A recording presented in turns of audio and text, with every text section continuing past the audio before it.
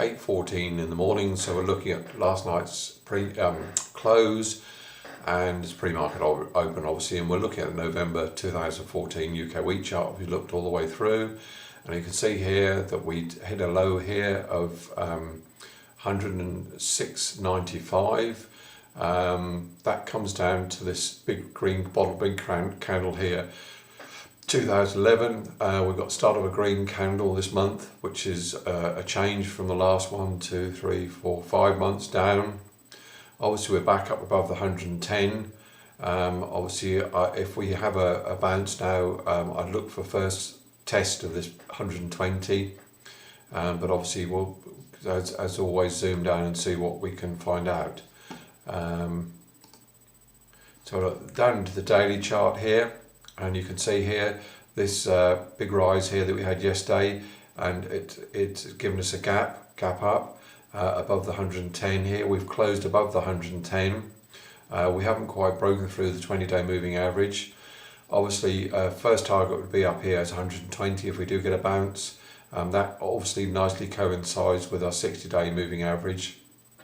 So it's our 60-day moving, simple moving average, and gives us our sort of mean value price here.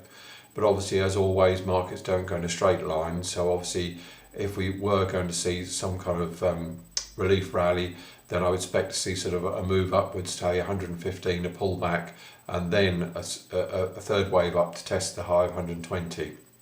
But obviously, this could all quickly fizzle out, as it has before previously. In the beginning of August, we had this green candle. It's quickly reversed. So today's close will be key as well to watch to see if we do hold this gap here, and then we can pull away from it. As always, we need some other sort of sign that we've got a sort of base forming or relief rally. But at the moment, I can't see anything else. And even with the volume, I would expect a higher volume to be in place.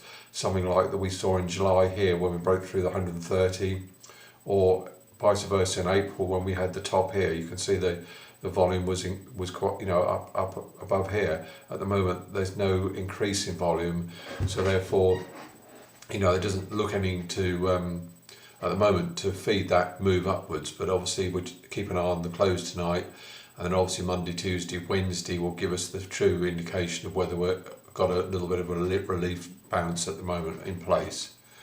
Just coming back down, US market here forming a little bit of a base around the 486, may go back up to test this 500 mark, but nothing much to say. It's still in a downwards trend on that at the present moment.